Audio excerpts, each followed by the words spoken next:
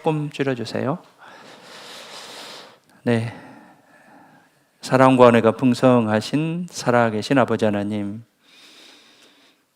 오늘 또 허락해 주심에 감사드립니다. 멸망받아 마땅할 저희를 위해서 십자가에 못 박혀 돌아가심으로 주님의 그 보혈의 피로 우리의 모든 죄를 사해 주심에 감사드립니다. 마지막 때 더욱더 깨어있는 삶을 살아갈 수 있도록 우리들의 마음을 주장하시고 주님 앞에 섰을 때 부끄럽지 않는 우리가 될 수 있도록 도와주시옵소서. 교회를 세워주시고 또 항상 함께 해주심에 감사드립니다. 더욱더 우리 교회를 통해서 많은 구원의 역사와 주님의 역사가 나타나기를 간절히 원합니다. 올 한 해 열심히 최선을 다해서 달려왔습니다.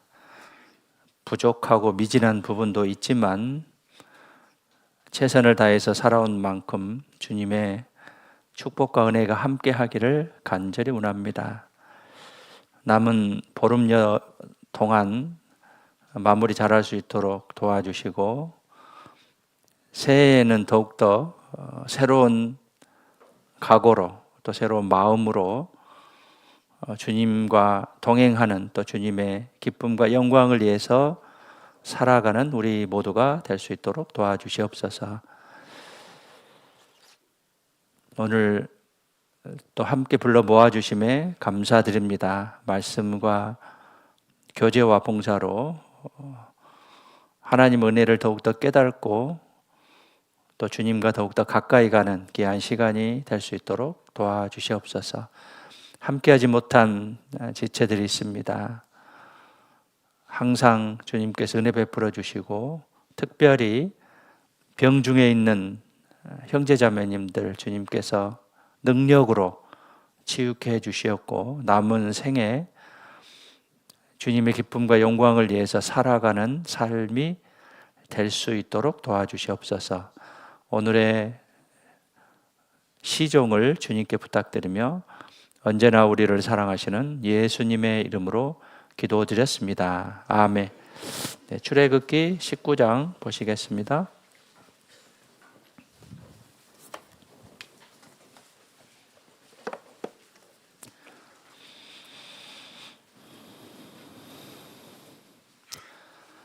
네, 출애굽기 19장 1절부터 6절까지입니다. 네, 제가 읽겠습니다. 이스라엘 자손 애굽 땅에서 나올 때부터 제 3월 곧 그때에 그들이 시내 광야에 이르니라. 그들이 느비듬을 떠나 시내 광야에 이르러 그 광야에 장막을 치되 산 앞에 장막을 치니라. 모세가 하나님 앞에 올라가니 여호와께서 산에서 그를 불러 가라사대 너는 이같이 야곱 족속에게 이르고 이스라엘 자손에게 구하라. 나의 애굽 사람이가 어떻게 행하였음과 내가 어떻게 독수리 날개로 너희를 업어 내게로 인도하였음을 너희가 보았느니라. 세기가 다 내게 속하였나니 너희가 내 말을 잘 듣고 내 언약을 지키면 너희는 열국 중에서 내 소유가 되겠고 너희가 내게 대하여 제사장 나라가 되며 거룩한 백성이 되라. 너는 이 말을 이스라엘 자손에게 고할지니라. 네, 오늘은 독수리 날개로 4절에 보시면은요, 너희를 업어 내게로 인도하였음을 너희가 보았느니라. 독수리 날개로, 날개는 이제 보호를 이제 뜻하고요. 하나님의 보호하심 속에서 우리가 지금까지 올해뿐만이 아니라 지금까지 하나님께서 인도해 주셨습니다. 특별히 말씀을 들을 수 있는 기회를 주시고 또 말씀을 통해서 내가 하나님이 살아계시고 성경이 사실임을 확실히 믿었습니다. 그리고 말씀 앞에서 내가 죄인임을 깨달았고 또 예수님으로 말미암아 우리의 모든 죄가 씻어졌음을 믿음으로 영원한 생명과 구원을 얻었습니다. 과정이 어떠하든 나는 말씀을 듣고 영원한 생명을 얻게 됐습니다. 참으로 감사드리고요. 우리의 삶이 어느 정도 유지될지는 알지 못합니다. 주님께서 또 언제 오실지는 우리는 알지 못합니다. 최선을 다해서 살아가는 우리 모습이 되어야 되겠고요. 올 한 해도 마찬가지입니다. 나름대로 최선을 다해서 살아왔을 겁니다. 그러나 돌이켜보면 부족한 부분도 있고 후회스러운 그런 부분도 있고 또 자랑스러운 그런 측면도 있을 것이고 또 뿌듯한 그런 모습도 있었을 겁니다. 시간은 흘러서요. 이제 올 한 해 보름이 남았는데요. 남은 기간 동안 정리하시고 또 내년에는 더욱더 잘 살기 위한 최선을 위한 삶을 준비하는 그런 시간이 됐으면 좋겠습니다. 교회는 하나님의 집입니다. 거듭난 사람의 모임이죠. 교회는 하나님이 특별히 두세 사람 모인 곳에 하나님이 함께 하신다라고 했습니다. 하나님이 함께 하신 곳입니다. 그래서 교회는 하나님께서 만물 위에 가장 관심을 가지고 지켜보고 계시는 곳입니다. 따라서 교회에서 많은 것들을 계획하고 추진하고 또 함께 하기를 이제 원하는데 내가 주님의 일에 동참하는 또 모든 일들이 주님께 대하듯 그런 마음을 가지고 하셨으면 좋겠습니다. 그리고 내 마음속에 그런 마음을 항상 깊이 새기며 신앙생활 하시기를 부탁드리겠습니다. 여기 출애굽기 19장부터는 이제 출애굽 후에 출애굽기 14장에 보면 이제 홍해를 건너옵니다. 그래서 홍해를 건너서 그 이후에 이제 쭉 진행이 되고 출애굽 후에 시내산 가까이에 왔을 때 19장 1절에 이스라엘 자손 애굽 땅에서 나올 때부터 제 3월 그러니까 출애굽한 달부터 3개월째 되는 날입니다. 6월절이 이제 1월 15일이니까요. 출애굽하여 3개월 후니까 3월 15일쯤 됐습니다. 하나님께서 모세를 통해 말씀하십니다. 이스라엘 자손 애굽 땅에서 나올 때부터 제3월 곧 그때 그들이 시내 광야에 이르니라. 그들이 느비듬을 떠나 시내 광야에 이르러 그 광야의 장막을 치되 산 앞에 장막을 치니라. 그리고 3절에 모세가 하나님 앞에 올라간 여호와께서 산에서 그를 불러 가라사대. 하나님 모세에게 말씀하시죠. 너는 이같이 야곱 족속에게 이르고 이스라엘 자손에게 고하라. 나의 애굽 사람에게 어떻게 행하였음과 애굽 사람에게 행하신 일과 내가 어떻게 독수리 날개로 너희를 업어 내게로 인도하였음을 너희가 보았느니라. 애굽에서 행하신 일과 독수리 날개로 업어서 인도하셨음을 말씀하신 후에 우리도 지금까지 과정 또 구원받게 하신 후에 5절에 보시면 세계가 다 내게 속하였나니 세계 온 세계 천지 창조물이 하나님께 속했습니다.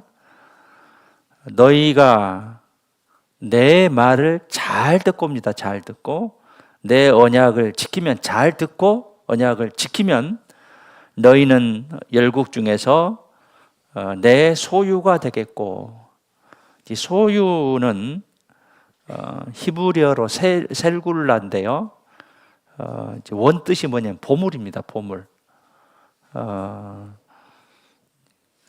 그 영어로 트레저 또는 우리가 보석을 주얼리라 그러죠. 주얼. 그래서 열국 중에 잘 듣고 지키면 내 보물이 되겠고 너희가 내게 대하여 제사장 나라가 되며 거룩한 백성이 되리라. 너는 이 말을 이스라엘 자손에게 고할지니라. 하나님이 모세에게 명한 그런 명령입니다.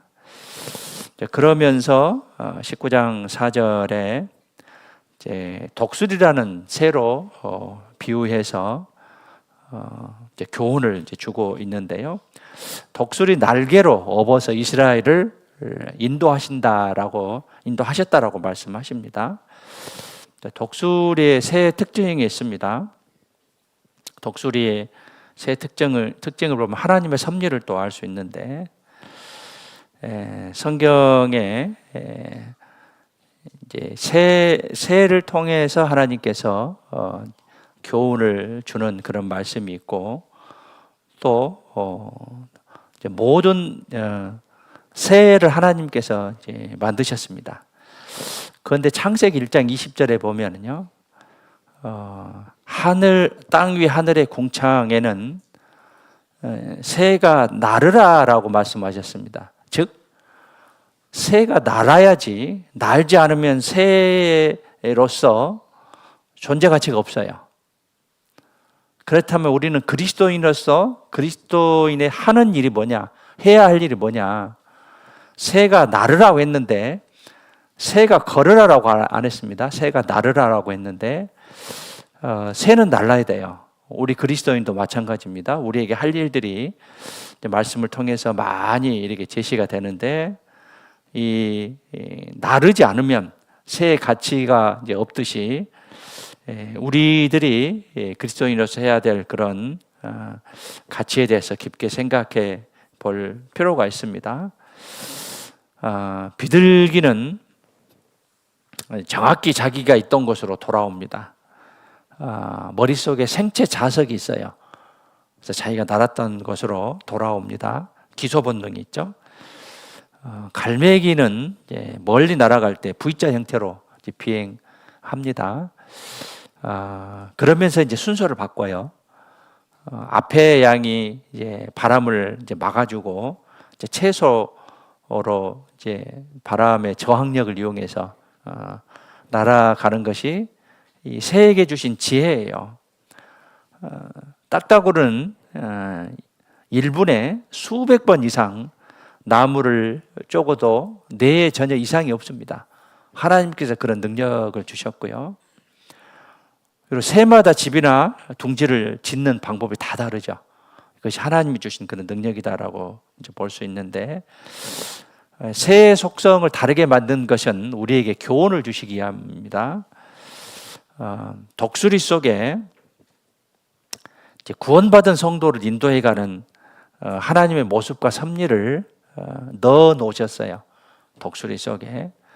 그리고 그 인도하심을 받는 성도가 어떻게 살아가야 할지를 교훈해 주고 있습니다. 독수리 속에서. 독수리를 통해서 신학적인 교훈을 얻을 수 있는 게, 독수리는 빠릅니다. 독수리는 빨라요. 그리고 가장 높이 납니다.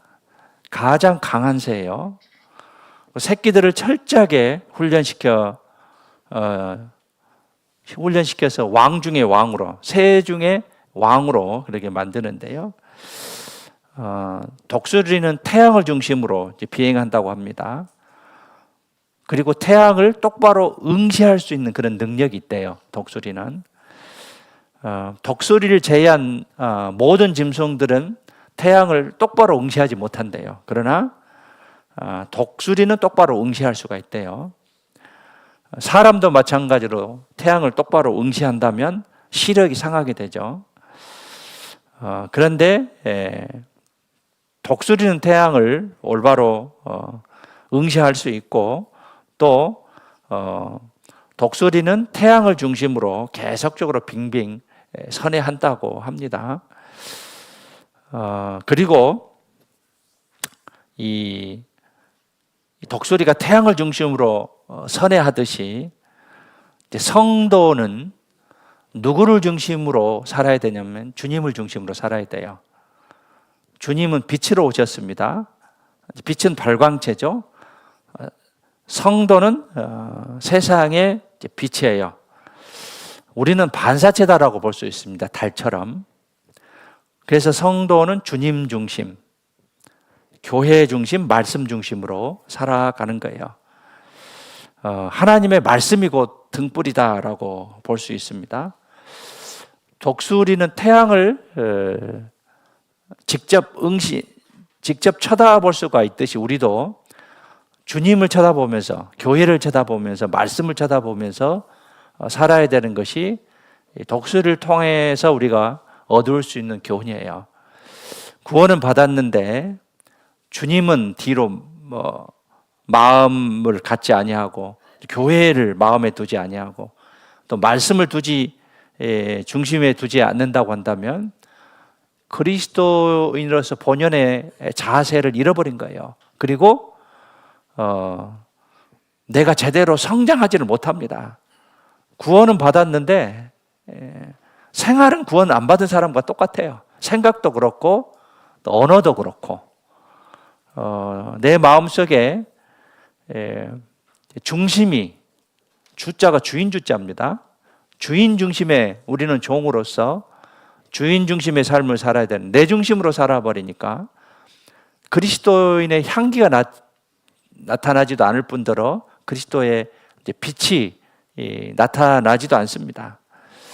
그래서 성장하지 않을 뿐더러 그냥 세상 사람과 모습들이 똑같이 보일 수도 있습니다. 그래서 나는 구원받은 사람으로서 주님 중심, 말씀 중심, 교회 중심으로 살아야 되는데 그것을 벗어나 버린다면 그리스도인으로서 또 구원받은 사람으로서 마땅한 그런 모습이 절대 아니다라고 이제 볼 수 있습니다. 시편 119편 봐보시죠.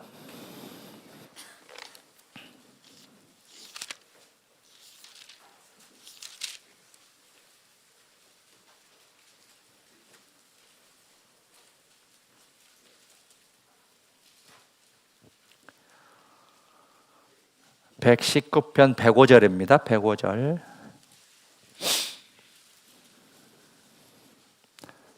네, 함께 읽겠습니다. 주의 말씀은 내 발의 등이요 내 길의 빛이니이다. 하나님의 말씀이 내 발의 등이고 내 길의 빛입니다. 말씀이 없으면 우리는 넘어질 수밖에 없어요. 표대가 없어요. 누구를 중심으로 살아야 될 것인지, 무엇을 바라보고 살아야 될 것인지 그걸 알지 못하죠. 그래서 밤에 모든 불이 꺼졌다고 한다면 돌에 넘어지기도 하고 또 낭떠러지에 떨어질 수도 있고 또 웅덩이에 빠질 수도 있어요. 그래서 말씀이 내 발의 등이고 내 길의 빛이다라고 말씀하셨고요. 잠언 6장 보시죠.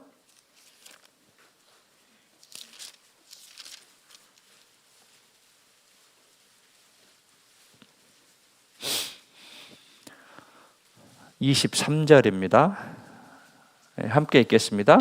대저 명령은 등불이요 법은 빛이요 훈계의 책망은 곧 생명의 길이니라. 명령, 법은 말씀을 가리킵니다. 명령은 등불이요 법은 빛이요 훈계의 책망은 곧 생명의 길이에요. 생명의 길이에요. 말씀이 곧 생명의 길입니다. 말씀이 곧 요한복음 1장 1절에 보면 하나님이시다라고 말씀하셨는데 말씀이 곧 생명의 길입니다. 그래서 구원받은 그리스도인은 태양처럼 빛이 되시는 주님을 중심으로 살아가야 할 것입니다. 독수리는 높은 곳에 집을 지고 높이 비상합니다. 높이 올라갑니다. 하나님은 높은 곳에 계시고 만물 위에 계셔요. 이 독수리는 험한 바위산 꼭대기에 집을 짓습니다. 동물학자들의 관찰에 의하면 독수리는 사람이나 짐승이 올라갈 수 없는 아주 험한 바위산의 꼭대기에 집을 짓는다고 합니다. 그래서 절벽이나 벼랑 위에다 둥지를 틀고 사는데요. 욥기 39장에 이 말씀이 기록이 되어 있죠.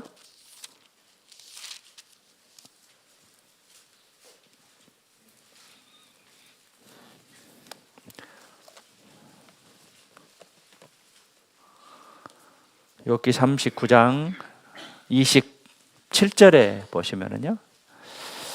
독수리가 공중에 떠서 높은 곳에 보금자리를 만드는 것이 어찌 내 명령을 의지함이냐. 그것이 낭떠러지의 집을 지으며 뾰족한 바위 끝이나 험준한 데 거하며 거기서 움킬 만한 것을 살피나니 그 눈이 멀리 보며 높은 곳에 바위산의 꼭대기나 절벽이나 벼랑 위에다 집을 둥지를 틀고 삽니다. 높은 곳에 집을 짓듯이 위에는 하나님이 계시죠. 우리에게 위에는 하나님이 계십니다. 만유 위에 하나님이 계시고 하나님은 하늘에 계시고 하늘의 별들을 셀 수가 없죠. 우리가 그 하늘 위에 계시는 분이 하나님이시고 또 전지전능하시기 때문에 모든 것을 아시는 그런 하나님이시죠. 이 사방이 막혀 있어도 어미새는 위로부터 날아와 새끼를 구할 수 있습니다. 하나님은 사방이 막혀 있을 때 위로부터 내려오셔서 도와주시는 분이에요. 우리가 할 수 없는 것을 하실 수 있는 분이 바로 하나님이십니다. 그래서 우리가 간구해야 할, 도움을 청해야 할 대상은 하나님이셔요. 고린도후서 4장에 봐보시죠.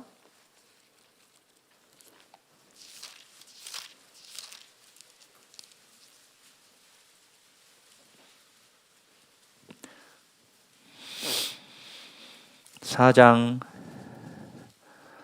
8절 9절에 보시면은요. 함께 읽겠습니다. 우리가 사방으로 오겹삼을 당하여도 쌓이지 아니하며 답답한 일을 당하여도 낙심하지 아니하며 핍박을 받아도 버림받지 아니하며 거꾸러뜨림을 당하여도 망하지 아니하고. 하나님을 의지하면 우리가 알 수 없는 하나님의 능력으로 우리를 이제 보호해 주십니다. 전지전능하신 하나님이시고 위에 계신 하나님이셔요. 독수리는 높이 날듯이 우리도 위에 계신 그런 하나님을 바라보고 의지하는 그런 마음들을 가져야 될 것입니다. 하나님은 위에서 많은 것들을 내려주셔요. 신령한 양식을 내려주시고요. 각양 좋은 은사와 온전한 선물을 주신다라고 했어요. 그리고 초자연적인 도움을 위에서 내려주십니다. 세상 사람들이 알지 못하는 신령한 지혜를 내려주셔요. 성령의 능력을 내려주십니다. 야고보서 1장에 봐보시죠.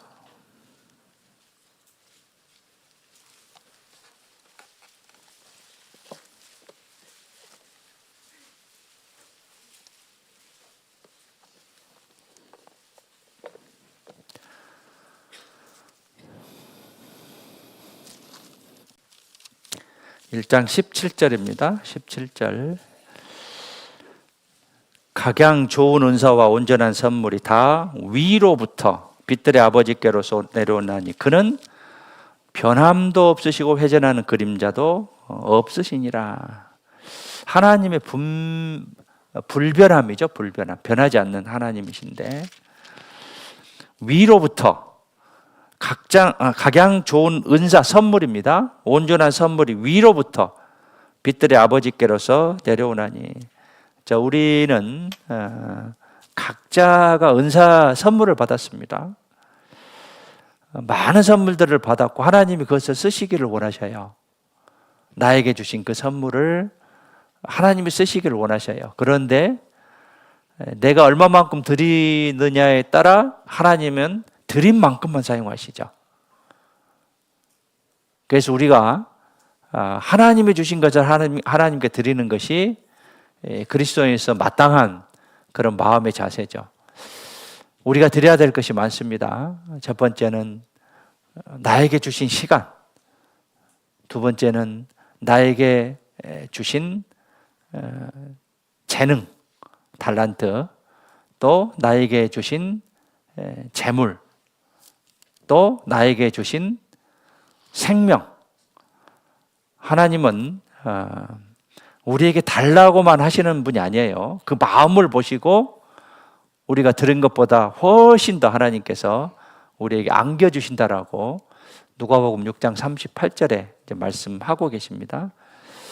하나님은 우리에게 많은 것들을 주셨어요. 특별히 하나님이 쓰시고자 하는 그런 은사가 있는데 내가 그것을 스스로 제한한다고 한다면 나는 그만큼 하나님께 쓰임을 받지 못하겠죠. 그 은사는 선물입니다. 우리에게 많은 선물을 주셨어요. 그것을 하나님께 드렸을 때 우리는 더 많은 선물을 받으실 수 있을 겁니다.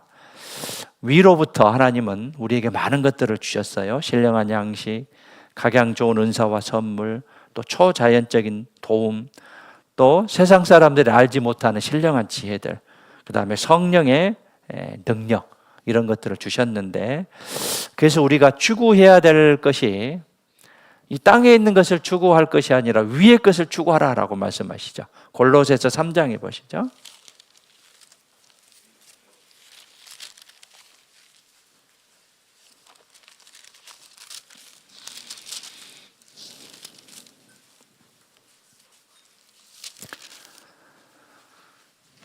네, 3장 1절에요. 그러므로 너희가 그리스도와 함께 다시 살리심을 받았으면 위의 것을 찾으라. 구원을 받았으면 위의 것을 찾으라는 거예요. 거기는 그리스도께서 하나님 우편에 앉아 계시니라. 보증으로 우편에 앉아 계십니다. 위의 것을 생각하고 땅의 것을 생각하지 말라. 생각지 말라. 이는 너희가 죽었고 너희 생명이 그리스도와 함께 하나님 안에 감추었습니다. 우리의 영혼이 한번 죽고 다시 살아나는 거듭남이죠. 너희 생명이 그리스도와 함께 하나님 안에 감추었습니다.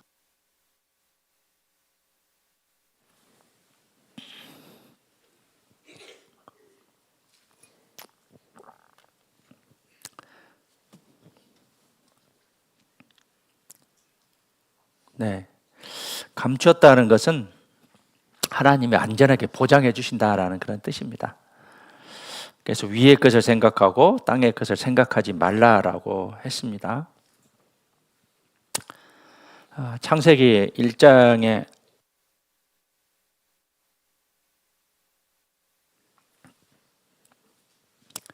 새가 나르라 그랬죠.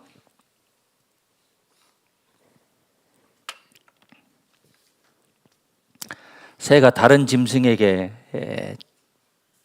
잡혀 먹이지 않으려면 날아야 돼요. 날아야 됩니다. 구원받지 않는 사람이 짐승이라면 성도는 새와 같습니다. 그래서 우리가 날지 않으면 잡혀 먹어요. 날아야 됩니다. 잡히지 않으려면 날아야 됩니다. 더 높이 날수록 안전해요. 높이 날수록 많이 볼 수 있죠. 그리고 비전과 소망이 커지게 됩니다. 창세기 1장 20절에 새가 나르라라고 말씀하셨는데 시편 74편에 한번 봐보시죠.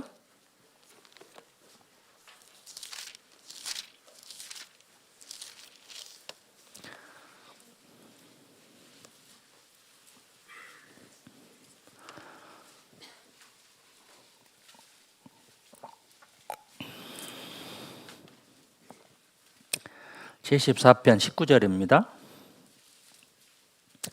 주의 맷비둘기의 생명을 들짐승에게 주지 마시며 주의 가난한 자의 목숨을 영영히 잊지 마소서.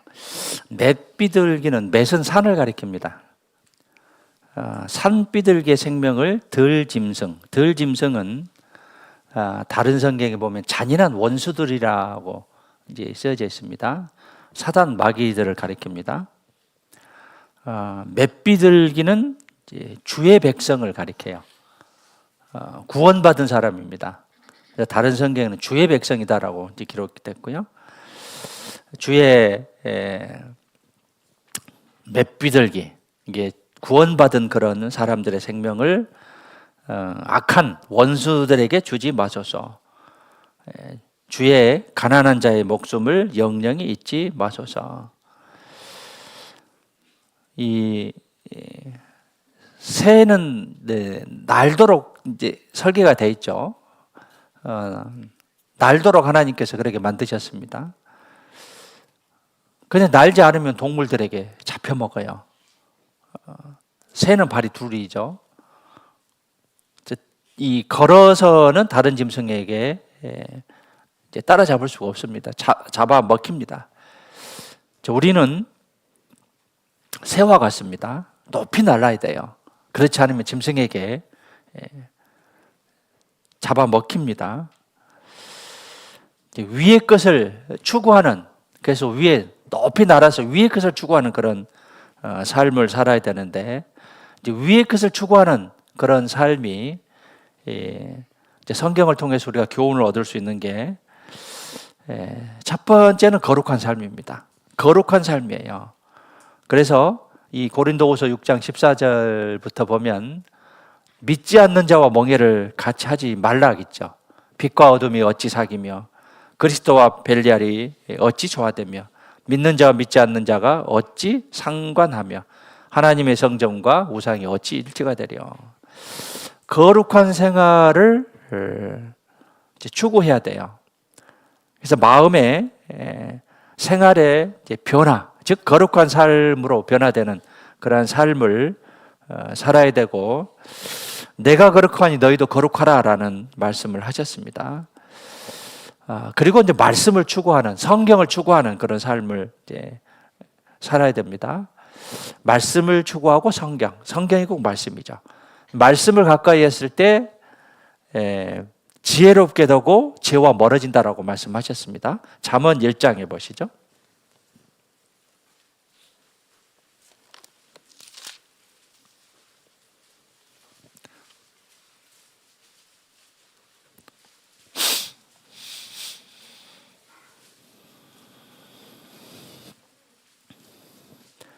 잠언 1장 1절입니다. 1절.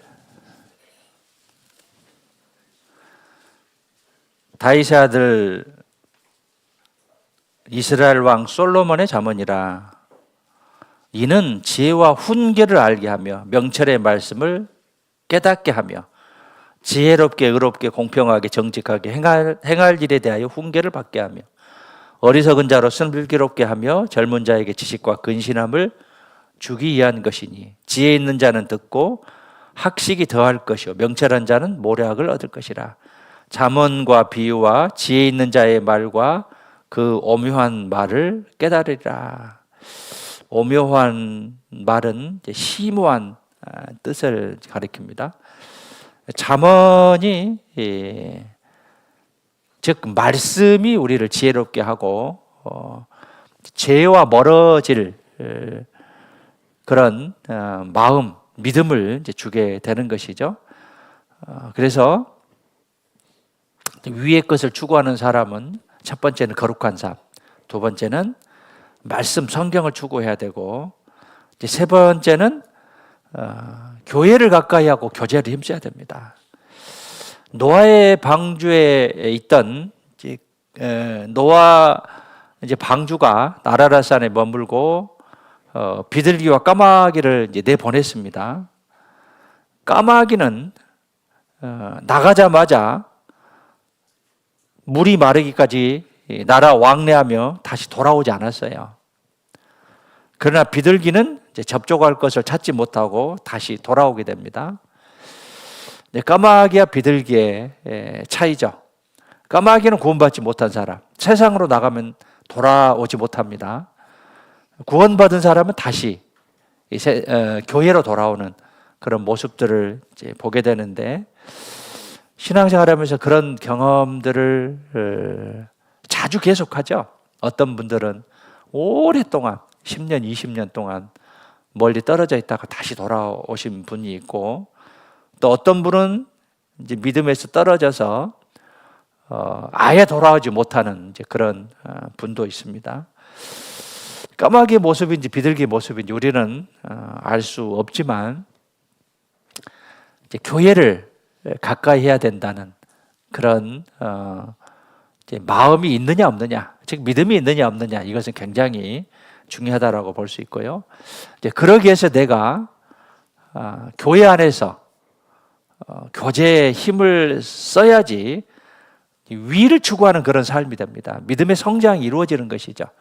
이제 그런데 그런 마음이 없다고 한다면 내 믿음을 한번 다시 확인할 필요가 있고, 또 이제 구원은 받았으나 세상에서 완전한 그런 재미를 느끼고 돌아오지 못하는 그런 마음이 있을 수는 있으나 돌이키는, 회개하는 그런 마음들을 가져야 될 것입니다. 히브리서 10장에 보시죠.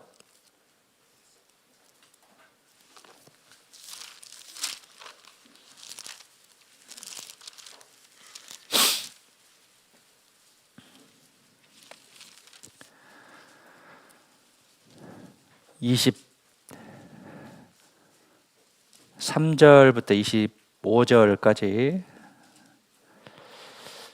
함께 읽겠습니다. 또 약속하신 이는 믿부시니 우리가 믿는 도리의 소망을 움직이지 말고 굳게 잡아 서로 돌아보아 사랑과 선행을 격려하며 모이기를 피하는 어떤 사람들의 습관과 같이 하지 말고 오직 권하여 그날이 가까움을 볼수록 더욱 그리하자. 그날은 이제 재림의 날이죠. 약속하신 이는 믿부시니, 믿부다는 건 참되고 신실하다는 뜻이죠. 무슨 약속이냐? 장래 받을 약속입니다. 우리가 믿는 도리, 이 도리는 헬라어로 고백하다, 시인하다라는 뜻입니다. 도리의 소망, 즉 예수님이죠. 그리스도를 움직이지 말고 굳게 잡으라는 거예요. 서로 돌아보아 사랑과 선행을 격려하며, 이제 격려하다 하는 것은 이제 자극하다, 불러일으키다라는 그런 뜻이고요. 서로 돌아봐서 사랑과 선행을 격려하라겠어요. 사랑의 마음, 또 주님의 선행, 선한 그런 행동들을 자극하고 이제 불러일으키라라고 했습니다. 그리고 모이기를 패하다는 것은 이제 포기하다, 버리다라는 그런 뜻이고요. 어떤 사람들의 습관과 같이 하지 말고 그날이, 재림의 날이 가까움을 볼수록 더욱 그리하자. 모이기를 패하고자 하는 어떤 사람들의 모습들이 있어요. 그래서 어떤 모임들이 있으면 이것을 맨날 모여라 하고 교제하라고 하고 또 어떤 하여튼 교회 일들, 이런 낱낱이 말할 수는 없겠지만 모이기를 패하는 그런 마음을 갖지 말라는 거죠. 습관과 같이 하지 말고 오직 권하여 모이기를 힘쓰라는 겁니다. 그날이, 재림의 날이 가까움을 볼수록 더욱 모이기를 힘쓰라라고 말씀하셨습니다. 그래서 교회를 가까이 하고 교제를 힘써야 할 것입니다. 그리고 위를 추구하는 그러한 삶은 위에서 부르신 부름의 상을 위해서 쫓아가는 것이죠. 그래서 우리의 표대가 무엇이냐? 이 세상의 삶에서 평안과 편안과 안전한 그런 삶이냐, 부를 누리는 그런 삶이냐, 아니면 주님의 그 상급을 바라는 그런 삶이냐에 대해서 위에서 부르신 그 부름의 상을 우리가 쫓아가야 된다라고 말씀하시는데, 내가 어떤 마음을 가지고 살아가고 있는 것인지 11장 봐보시죠. 모세의 믿음이죠. 모세의 세 가지 믿음인데 24절에 보시면 믿음으로 모세는 장성하여 바로의 공주의 아들이라 칭함을 거절하고, 첫 번째는 거절하는 그런 신앙입니다. 이 세상의 명예와 권력을 거절하는 그러한 삶. 그 다음 25절에 도리어 하나님의 백성과 함께 고난받기를 잠시 제약의 닭을 누리는 것보다 더 좋아하고, 거절하고 더 좋아하고, 고난받는 것을 더 좋아하는 그런 삶. 26절에 그리스도를 위하여 받는 능욕을 애굽의 모든 보화보다 더 큰 재물로 여겼으니, 여기는 신앙입니다. 능욕을 보화보다 더 큰 재물로 여기는 그런 신앙이에요. 이것이 상주심을 바라보는 그런 신앙이죠. 위에서 부르신 부름의 상이 무엇이냐라는 것을 우리가 잘 알고 그것을 추구하는 그런 삶을 살아야겠고요. 또 현세보다는 내세를 추구하는 그런 삶이죠. 주님의 재림을 사모하고 천국의 소망을 두고 살아가는 그런 삶을 추구해야 할 것입니다. 주님은 속히 오신다라고 성경에 여러 번 말씀하셨어요. 우리의 삶의 마지막도 어떤 분은 속히 올 수도 있어요. 여기 계신 분 중에. 그리고 이제 수를 다할 수도 있고 또 그간에 주님이 오실 수도 있고, 성경은 이제 말씀하시기를 보라 내가 속히 오리니, 계속 반복해서 속히 오리니 속히 오리니 계속 반복해서 말씀하십니다. 1999년도 말에요. 구원받은 이제 성도들이 많이 긴장한 게 이제 2000년이 되잖아요.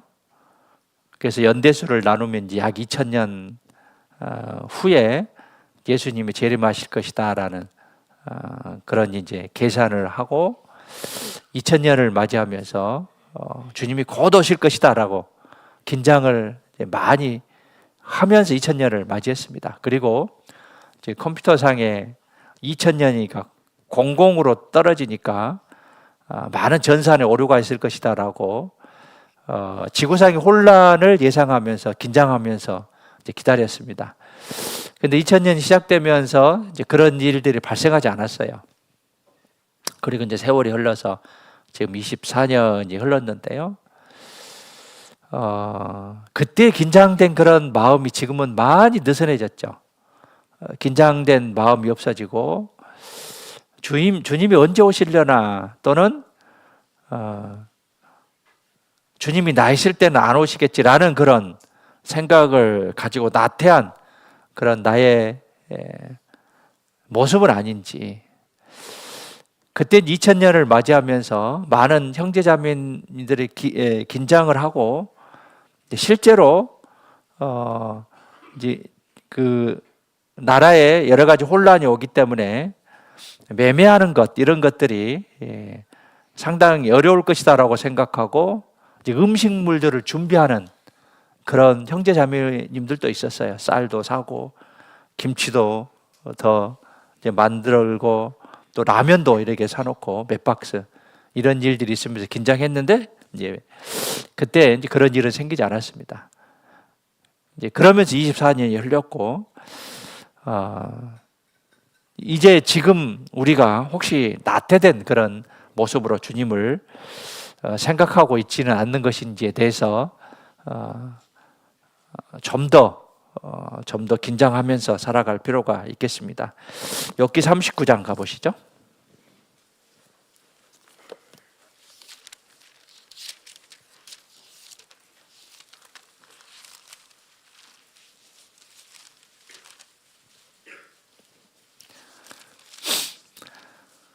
네, 27절입니다.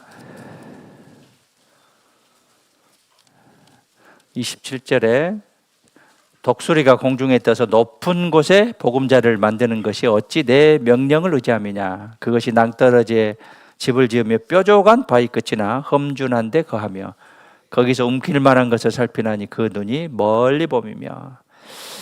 사람의 시력이 평균적으로 이제 눈이 나쁘지 않는 사람들의 평균이 1.0에서 1.5 정도 되는데 맹금류는 5.0에서 7.0 정도 된다고 합니다. 몽골 사람들은 4.0도 있다 하더라고요.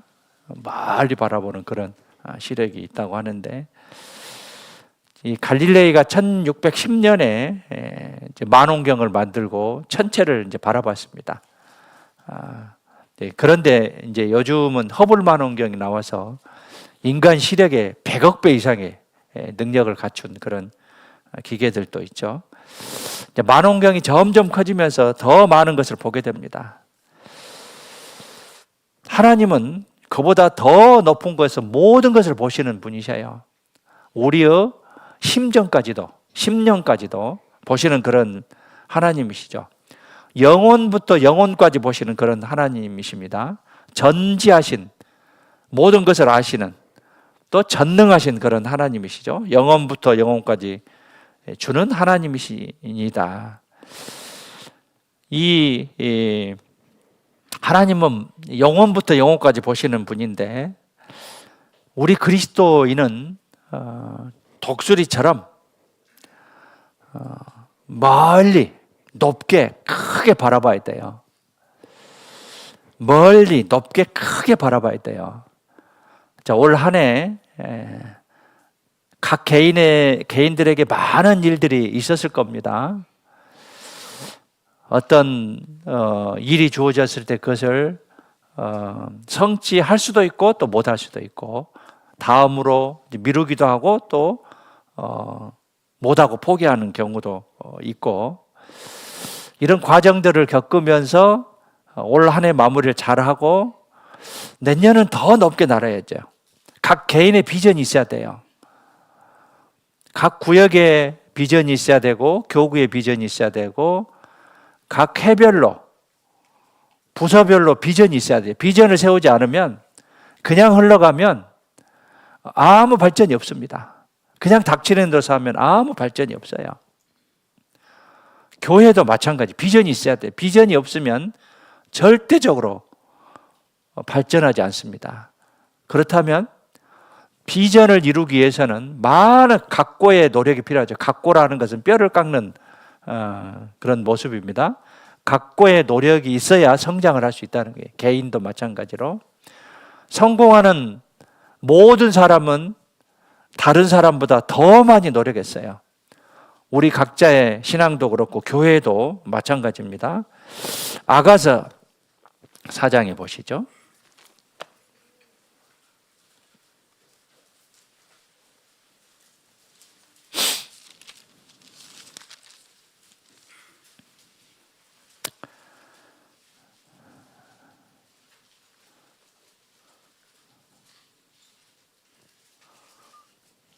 구약시대에 성막이 있는데요.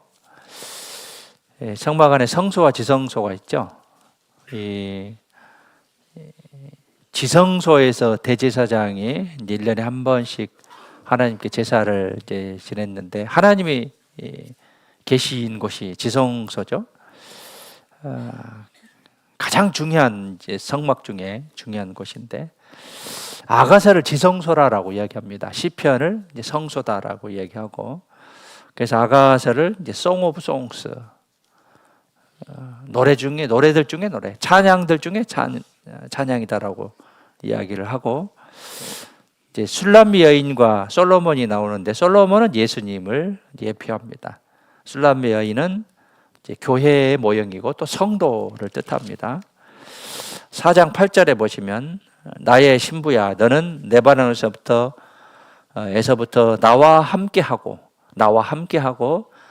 레바논에서부터 나와 함께하자. 이제 술람미 여인에게 함께하자 이제 아마나와 스닐과 헤르몬 꼭대기에서, 아마나와 스닐과 헤르몬은 이제 산 이름입니다. 산 이름이에요. 헤르몬은 헐몬 이제 산인데 높이가 2,814m예요. 백두산보다 높습니다. 헤르몬 꼭대기에서 사자굴과 표범산에서 내려다보아라. 높은 곳에서 내려다보라는 거야. 성도는 독수리처럼 멀리 높게 크게 바라보고, 내려다보라는 것은 비전을 가져라는 게 비전. 각 개인의 비전을 가져라는 이야기예요. 각 개인들이 이제 한 해를 정리하고 새해 비전이 있어야 되죠. 각 구역도 그렇고 교회도 그렇고 비전을 가져라는 게, 내려다보아라. 높은 곳에 내려다보라 해요. 지금 우리의 교회의 실정이 어떻고 또 우리 구역의 실정이 어떻고 나 개인의 신앙이 어떻다는 것을 한번 생각해 보고 비전을 가져라는 거예요. 비전이 없으면 성장하지 않습니다. 비전을 가져라는 거예요. 한 해 마무리 잘 하시고 비전을 갖는 그런 마음들을 가져야 할 것입니다. 높은 곳에서 독수리처럼 내려다보는 눈을 가져야 됩니다. 믿음의 눈으로 살아야 돼요. 그래서 넓은 안목, 또 높은 안목, 또 사단을 이길 수 있는 그런 안목, 사단의 괴계를 꿰뚫어보는 그런 안목, 또 진리를 통찰하는 그런 안목, 잠깐 눈에 보이는 것보다 이제 보이지 않는 것, 영원한 것을 보고 살아야 할 것을 우리에게 교훈으로 주고 있습니다. 그래서 고린도후서 4장 18절부터 보면 우리의 잠시 받는 환난에 경한 것, 환난은 가벼운 것이라고 했고 지극히 크고 영원한 영광에 중한 것, 영광은 무거운 것, 중요한 것이에요. 우리에게 이르기에 함이니 우리의 보이는 것은 우리의 돌아보는 것은 보이는 것이 아니요 보이지 않는 것이니, 보이는 것은 잠깐이고 보이지 않는 것은 영원하다라고 했어요. 그래서 보이는 것보다는 보이지 않는 영원한 것을 보고 살아갈 것을 우리 교훈으로 주고 있습니다. 독수리를 통해서 높이, 독수리는 지상에서 약 3,000m 열적 상승 기류를 이용해서 3,000m 정도 이 기류를 타고 날아다닙니다. 높은 곳에서 보죠. 그리고 시력이 좋기 때문에 땅 위에 있는 들쥐를 보고 이 들쥐를 잡아먹을 수 있는 그런 시력을 가지고 있습니다. 우리도 높은 넓은 그런 안목이 있어야 돼요. 성장하기 위해서는 그런 안목이 있어야 된다는 거죠. 그러면 영혼의 눈이 어두워지는 경우는 어떠냐? 영혼의 눈이 어두워지는 경우 자기를 잘 생각해 볼 필요가 있습니다. 첫 번째는 세상을 바라볼 때 영혼의 눈이 어두워져요. 세상을 바라보면 영혼의 눈이 어두워져요. 나에게 주어진 여러 가지 환경들이 있죠. 이런 것들이 영혼의 눈이 어두워지는 그런 대상이다라고 볼 수 있습니다. 창세기 13장 10절부터 보면 롯이 이 아브라함과 좌와 우, 네가 좌하면 내가 우하리라 라는 것을 아브라함이 조카인 롯에게 이야기했을 때 이 롯은 요단들을 바라봐요. 근데 소알까지 온 땅이 물이 넉넉했고 여호와의 동산 같고 애굽 땅과 같았다라고 그걸 선택합니다. 결국은 이 롯은 그 환경, 세상만 바라봤기 때문에 결국은 롯은 망하는 신앙이에요. 환경을 바라봐도 마찬가지입니다. 환경이 내가 도대체 이길 수 없는 그런 환경인데 하나님을 바라보지 않기 때문에 영혼의 눈이 어두워지는 거예요. 민수기 13장에 봐보시죠.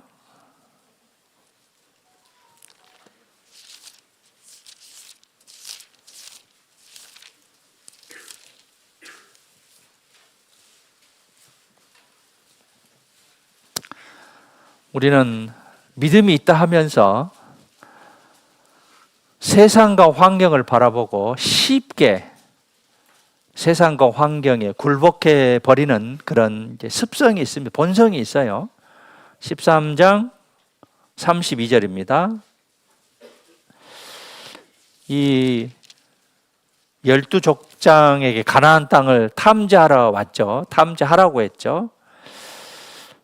그런데 10족장은 이렇게 이제 보고를 합니다. 13장 32절에 이스라엘 자손 앞에서 그 탐지한 땅을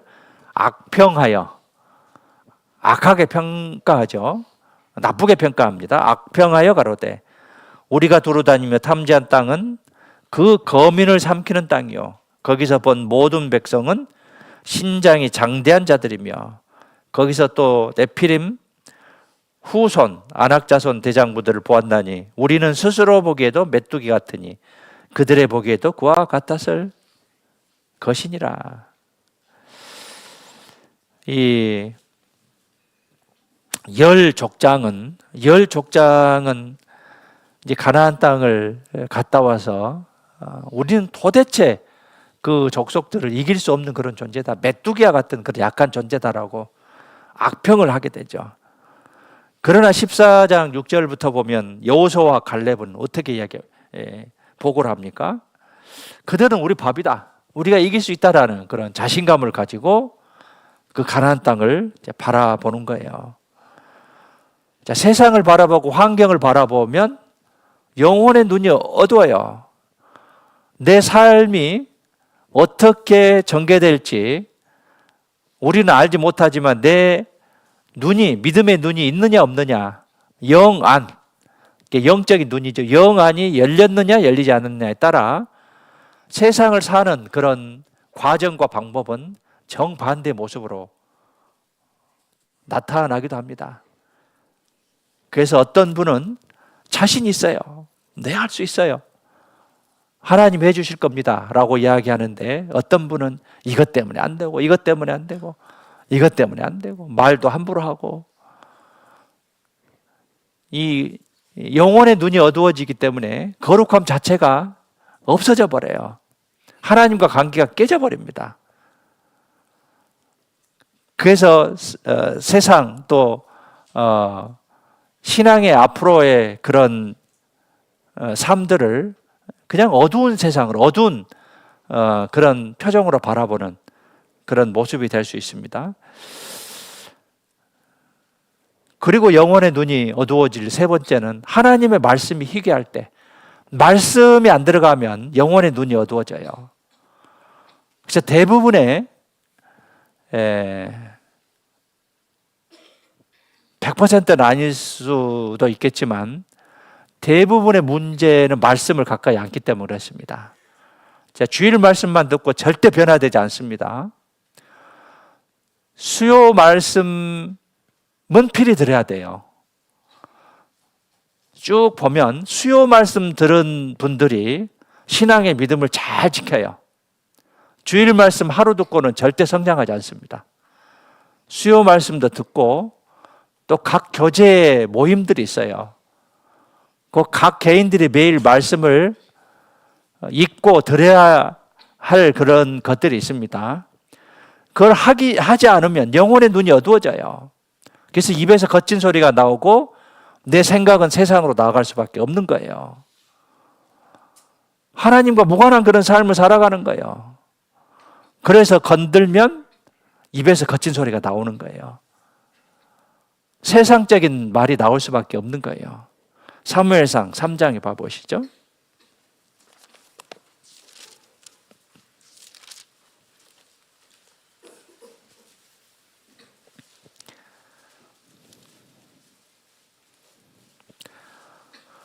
(3장) 1절부터 보시면은요, 아이 사무엘이 엘리 앞에서 여호와를 섬길 때는 여호와의 말씀이 희귀하여 이상이 흔히 보이지 않았더라. 엘리의 눈이 점점 어두워가서 잘 보지 못하는 그때 그가 자기 처소에 누웠고 하나님의 등불은 아직 꺼지지 아니하였으며 사무엘은 하나님의 궤에 있는 여호와의 전 안에 누웠더니. 희귀하다, 드물 휘자에 기할 기자인데요, 말씀이 희귀한 거예요. 내 안에 말씀이 들어와 있지 않습니다. 말씀 곧 하나님이시죠. 이상은 환상인데 영어로 비전이에요. 비전. 이상이 흔히 보이지 않더라. 엘리의 눈이 점점 어두워갔는데 눈이 어두워갔을 뿐더러 영적으로 눈이 영안이 어두워진 거예요. 그래서 결국은 엘리도 타락하고 엘리의 자녀들도 타락하게 되죠. 하나님의 말씀이 희귀하면 영적으로 어두워질 수밖에 없습니다. 우리의 내 생각과 고집과 사고방식을 깨끗게 할 수 있는 것은 말씀밖에 없습니다. 말씀이 하나님이셔요.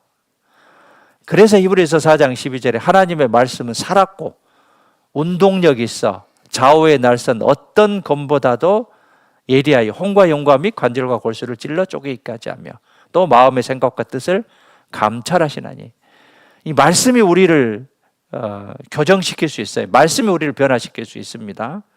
말씀이 희귀하면 영적인 눈이 어두워지고, 그 다음에 육신의 정욕이 사로잡힐 때 영적인 눈이 어두워져요. 그래서 사사기 16장에 보시면 이 삼손이 드릴라를 이제 만나고, 이 사사기 16장 16절에 보면 날마다 그 말로 그를 재촉하여 조름해 삼손의 마음이 번뇌하여 죽을 지경이라. 그래서 결국은 이 삼손이 드릴라에게 비밀을 폭로하죠. 그래서 21절에 보면 블레셋 사람이 그를 잡아 그 눈을 빼고, 삼손이 눈이 빠져버립니다. 그 눈을 빼고 가사에 내려가 놋줄로 매고 그로 옥중에서 맷돌을 돌리게 했더라. 육신의 정욕에 사로잡히면 이런 정말 비참한 결론에 빠질 것입니다.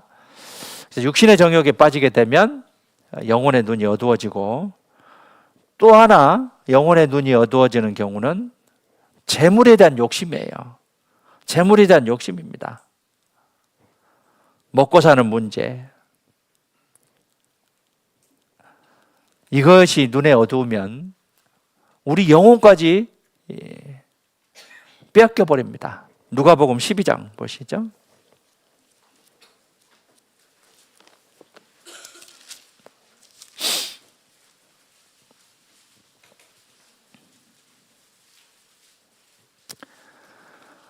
누가복음 12장 15절입니다. 저희에게 이르시되 삼가 모든 탐심을 물리치라. 사람의 생명이 그 소유에 넉넉한 데 있지 아니하니라. 사람의 생명이 소유에, 이게 많고 적음에 있지 않다 그 말이에요. 그러면서 16절부터 한 부자가 그의 이제 소출이 풍성했습니다. 그래서 곡식 쌓아둘 곳이 없으니 이 곡간을 헐고 더 크게 짓고, 이제 내 영혼에게 이르되 영혼아 열애슬 물건을 많이 쌓아뒀으니 평안히 쉬고 먹고 마시고 즐거워하자 하리라 하되, 하나님이 부자에게 이르게 이야기하죠. 하나님이 이르시되 어리석은 자여 오늘 밤에 내 영혼을 도로 찾으니 그러면 내 예비한 것이 누구것이 되겠느냐. 돈 버는데 재물을 축적하는데 많은 노력을 했습니다. 그런데 내가 그 재물들을 다 가졌다라고 생각했는데 하나님이 내 영혼을 가져가 버리시면 그것이 누구것이 되겠느냐는 거예요. 아무 소용이 없다는 거죠. 재물의 사용처를 보면 그 사람의 믿음을 알 수 있습니다. 잘 기억하세요. 재물을 어떻게 사용하느냐에 따라 그 사람의 믿음을 볼 수 있어요. 주님을 위해서 사용하느냐, 나 개인의 어떤 욕심과 영역을 위해서 사용되느냐. 어떤 분은 믿음이 없는 것 같은데 정말 주님께 열심히 마음을 드리는, 이 11조라는 것은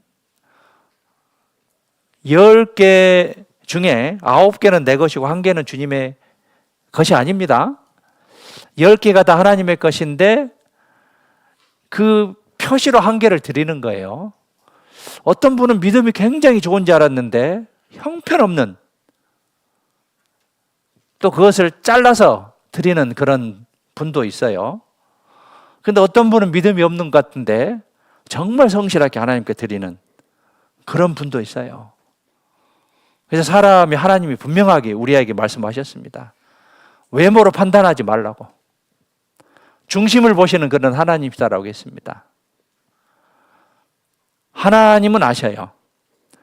하나님은 그 마음을 아시고 나의 삶의 과정들을 다 알고 계셔요. 하나님은 속일 수는 없습니다.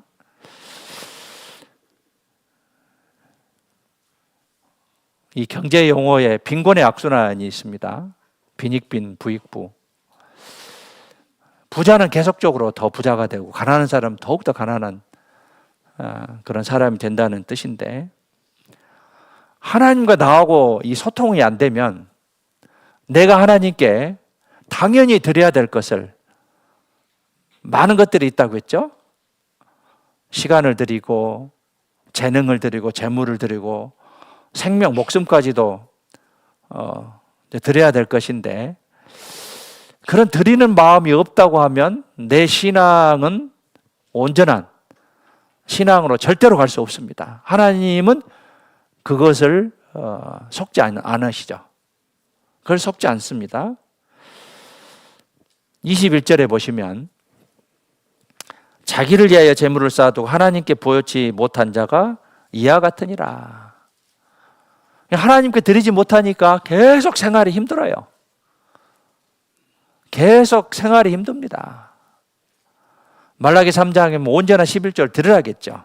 그럼 내가 하늘문을 열고 너에게 이 필요한 것이 있지 않는가 살펴보시고 주신다라고 했어요. 재물에 대한 욕심 때문에 신앙생활이 제대로 안 되는 거예요. 이런 말씀을 제가 자주는 하진 않습니다. 찔리는 사람도 있을 것이고, 그래도 나는 다행이다라는 그런 사람들이 있을 거예요. 하나님은 아시는 그런 하나님이십니다. 이 재물 욕심 때문에 영혼에 어두워지는 그런 경우가 있을 것이고요. 그 다음에 먹고 사는 문제, 게으름, 죄 속에 있을 때 영혼의 눈이 어두워집니다. 마가복음 4장에 보시죠.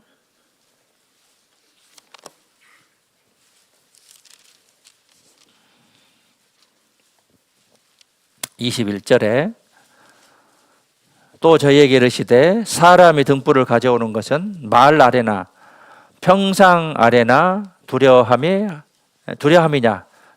등경이의 두려함이 아니냐. 이 말은 한 말 두 말 세는 말을 가리킵니다. 물질을 가리키고요. 평상은 게으름을 가리켜요. 이 말 아래 둔다든가 평상 아래 둔다 하는 것은 먹고 사는 문제와 게으름이 있을 때 영혼의 눈이 어두워진 것을 설명하고 있습니다. 누가복음 11장 보시죠.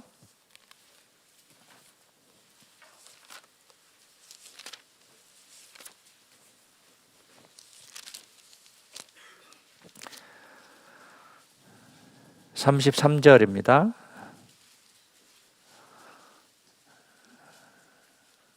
함께 읽겠습니다. 누구든지 등불을 켜서 속에나 말 아래 두지 아니하고 등경 위에 두나니 이는 들어가는 자로 그 빛을 보게 하려 함이니라.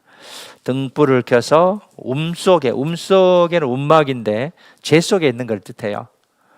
속에나 말 아래, 이 물질 아래 두지 아니하고 등경 위에, 등경은 교회를 가리킵니다. 등경은 교회를 가리켜요. 등경 위에 두나니 이는 들어가는 자로 그 빛을 보게 하려 함이니라. 먹고 사는 문제, 게으름, 죄 속에 있었을 때 영혼의 눈이 어두워집니다. 이제 그렇다면 영혼의 눈을 밝히려면 이제 독수리는 눈이 좋다겠죠.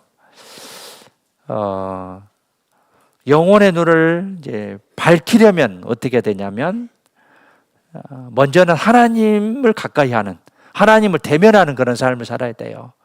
시편 73편 28절에 보면 하나님께 가까이 함이 내게 이제 빛이라 그랬죠. 하나님과 대면하는 삶을 살아야 되는데 신명기 34장 마지막 장에 보면 이제 모세 죽음이 나오는데, 모세가 120세 죽을 때 그 눈이 흐리지 아니하였고 기력이 쇠하지 아니하였더라라고 말씀하시면서 이제 10절에 보시면 모세는 여호와께서 대면하여 아시던 자요. 하나님과 대면하는 그런 삶을 살아야 돼요. 항상 하나님과 가까이 하고 하나님과 동행하는 그런 삶을 살아야 되고, 그 다음에 이제 반복되는 말씀인데 말씀을 가까이 해야 됩니다. 말씀을 가까이 해야 돼요. 시편 19편을 보시죠.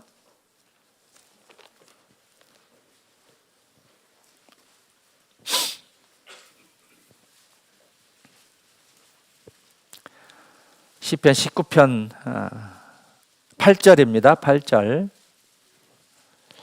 19편 8절 함께 읽겠습니다. 여호와의 교훈은 정직하여 마음을 기쁘게 하고 여호와의 계명은 순결하여 눈을 밝게 하도다. 여호와의 교훈 말씀입니다. 정직하여 마음을 기쁘게 하고, 말씀 우리를 기쁘게 하고, 말씀을 통해서 우리가 구원을 받았고, 말씀을 통해서 위로를 받고, 말씀을 통해서 힘을 얻습니다. 여호와의 계명은 순결하여 눈을 밝게 하도다.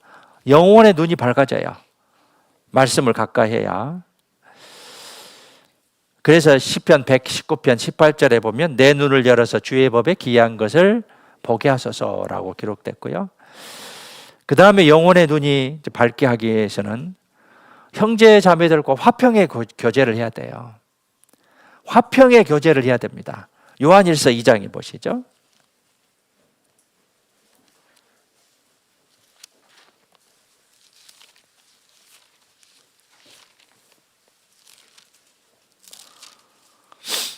요한일서 2장 9절에 보시면 9절에 보시면 빛 가운데 있다며 그 형제를 미워하는 자는 지금까지 어두운 가운데 있는 자요. 미워하는 것은 영혼의 눈이 어두운 거예요. 그의 형제를 사랑하는 자는 빛 가운데 거하여 자기 속에 거리낌이 없으나. 사랑하는 자는 영혼의 눈이 밝은 겁니다. 거리낌은 장애물을 가리키고요. 그의 형제를 미워하는 자는 어두운 가운데 있고 또 어두운 가운데 행하여 갈 곳을 알지 못하는 이는 어두움이 그의 눈을 멀게 하였습니다. 형제자매와 화평의 교제가 영 안을 밝게 해요. 화평의 교제가 돼야 돼요. 그래서 말도 함부로 하면 안 되고요. 상대방을 깎는 그런 단어를 써서도 안 돼요. 교회 안에 많은 일들이 있습니다. 고린도후서 1장 18절에 보면 예하고 아니라 함이 없노라라고 말씀하셨고, 온유한 모습, 주님의 온유한 모습을 우리가 본받아야 된다라는 많은 그런 말씀을 듣곤 하는데 실제로 막상 닥쳐오면 말을 함부로 하고 나는 못해요, 나는 안 해요. 그런 상대방의 마음을 상하게 하는, 또 상대방의 마음을 꺾는 그런 말들을 하는 것은 영혼의 눈이 어두운 거예요. 말씀을 가까이 하지 않는 증거입니다. 신앙생활에 제대로 하지 않는 그런 사람의 모습이 말로 나오는 거예요. 하나님 앞에 하는 겁니다. 예수님께 하는 거예요. 그래서 교회 내에서 더욱더 우리가 경건한 모습을 가져야 되고, 그러는 가운데 내 성품이 변화됩니다. 변화가 뭡니까? 영어로 트랜스폼인데 형태를 트랜스 확 바꾸다는 그런 뜻이에요. 그래서 우리가 그런 마음들을 가지면서 신앙이 성장할 수가 있습니다. 형제자매들과 화평의 교제를 하는 것이 영혼의 눈이, 영안이 밝아지는 그런 비결 중에 하나고, 그 다음에 고난을 통해서 고난을 받고 성결한 삶을 살아가는 것, 이것이 영혼의 눈이 밝아지는 그런 비결 중에 하나입니다. 요한계시록 3장에 봐보시죠.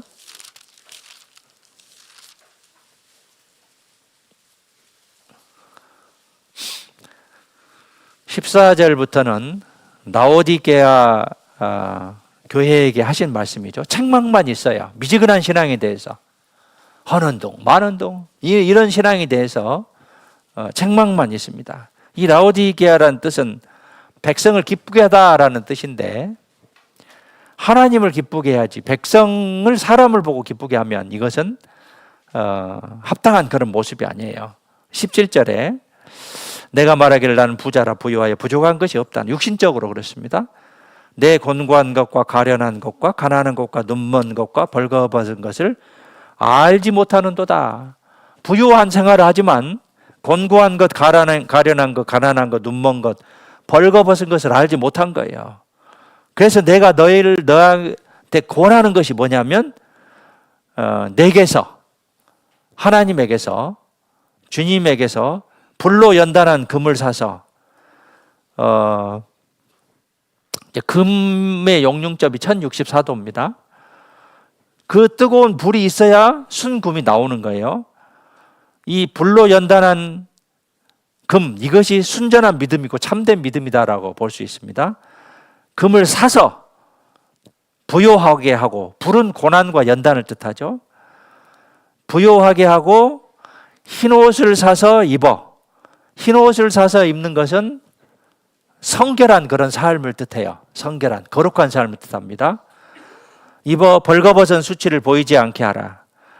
안약을 사서, 당시에 이제 라오디게아 교회에게 이 석회수가 이제 흘렀기 때문에 이제 라오디게아 교회 그 지역까지 가면 물이 미지근해요. 그래서 차든지 덥든지 하기를 원한다라고 하고 이것을 마시면 이제 토합니다. 그래서 내 입에서 너를 토하여 내치리라라고 했는데 이 상태에서 네가 영적으로는 눈이 어두워졌다라는 것을 책망하면서 불로 연단한 금을 사고 흰옷을 사서 입고 그 다음에 안약을, 눈에 안질이 많아서 안약 공장이 크게 있었다고 합니다. 이 안약을 사서 눈에 발라보게 하라. 안약은 말씀을 가리켜요. 말씀을 계속 내가 읽고 그것을 묵상하고 암송했을 때 영혼의 눈이 밝아지는 거예요. 그래서 고난을 받고 성결한 삶을 살아가는 것이 내 영혼의 눈이 밝아지는 그런 비결이다라고 이제 볼 수 있습니다. 그래서 결과적으로 그렇게 되면 에베소서 1장에 봐보시죠.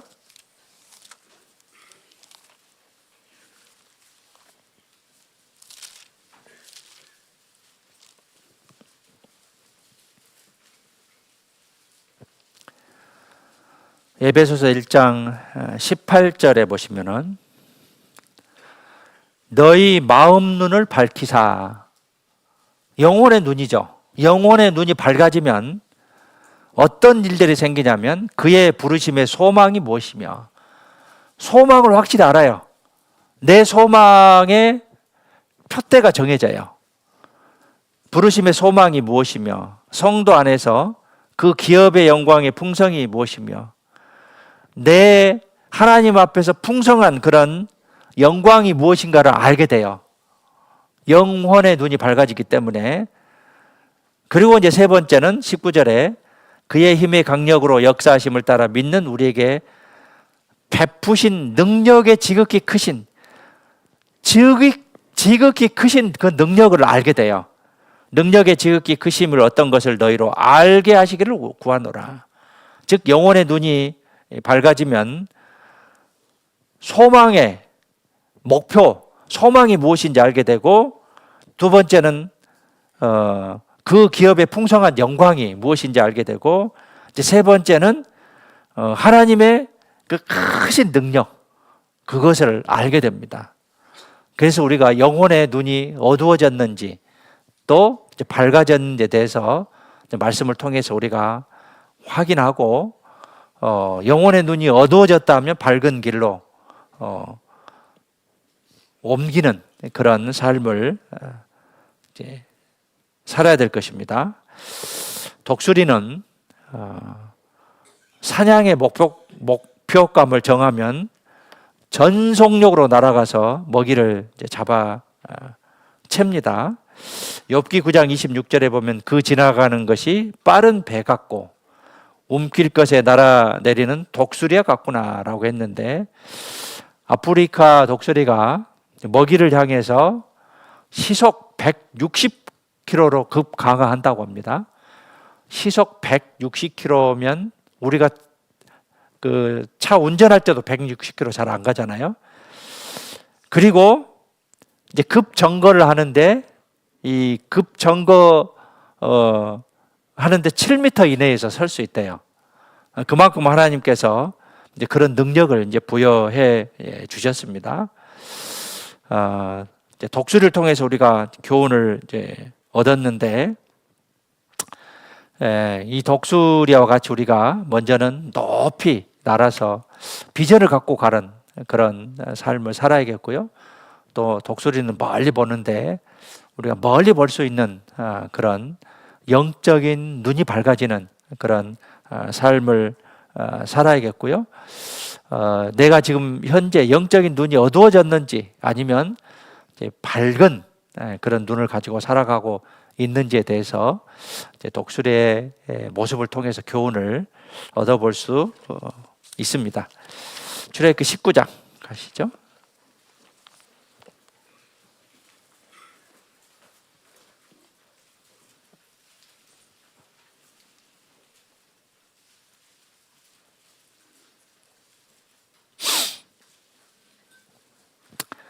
이제 독수리의 우화로서 이제 이런 이야기 아시잖아요.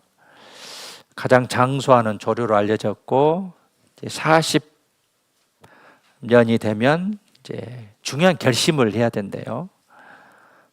발톱이 이제 노화되고, 발톱이 이제 이 동물들을 잡아야 되는데 그것이 노화되고, 그 다음 이제 깃털이 두껍게 자라서 날개가 너무 무거워진대요. 그래서 하늘로 날기가 힘들어질 때 이제 선택을 해야 돼요. 먼저는 이제 부리를 바위에 이제 쳐서 이제 부리를 깨고 한 6개월 후에 이 부리가 자란다고 합니다. 그 이제 새 부리로 자기의 이제 털을 이제 뽑아내면서 새로운 털이 나서 이제 가벼운 날개를 다시 나게 하고, 이제 그럼으로써 약 30년의 이제 수명을 더 누리게 된다는 그런 우화가 있는데요.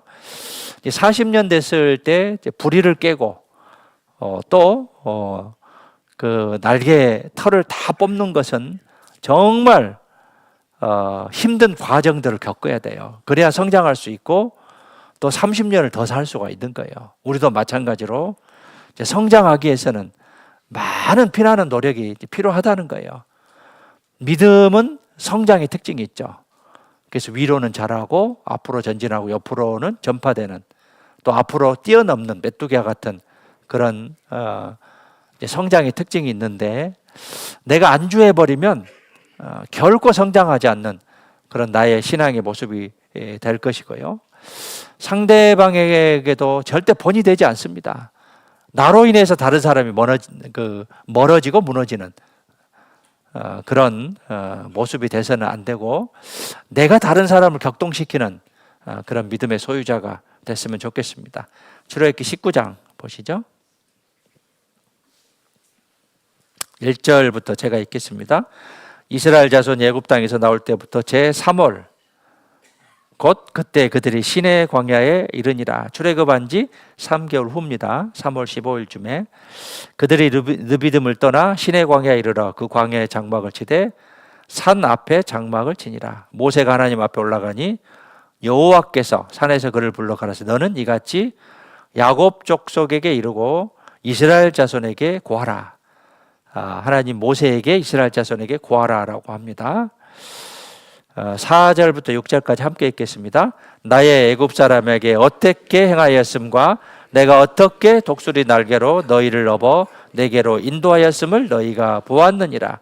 세계가 다 내게 속하였나니 너희가 내 말을 잘 듣고 내 언약을 지키면 너희는 열국 중에서 내 소유가 되겠고 너희가 내게 대하여 제사장 나라가 되며 거룩한 백성이 되리라. 너는 이 말을 이스라엘 자손에게 고할지니라. 내 말을 잘 듣고 지키면 하나님의 보물이 된다라고 했습니다.